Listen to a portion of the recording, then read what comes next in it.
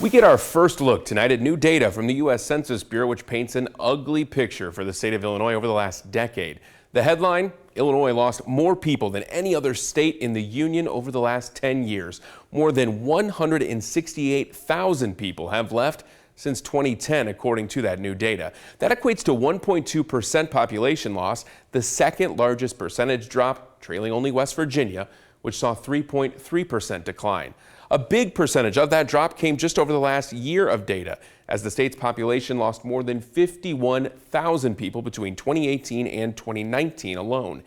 Illinois is one of only 4 states to see a decrease this decade, along with West Virginia, Vermont, and Connecticut.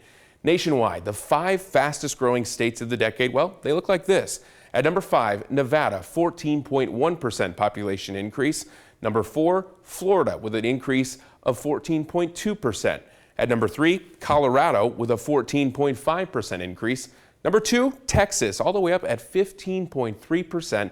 That equates to a nation-leading 3.85 million more people just this decade. And finally, Utah saw a 16% increase in its population since 2010. The U.S. Census also released population projections for New Year's Day here in our country and across the world. Nationwide, the estimated population in the U.S. more than 330,222,000 people. That's an increase of almost 2 million people from January 1st of 2019. Worldwide, that population is estimated at more than 7.6 billion people. That's an increase of more than 77 million over a year ago.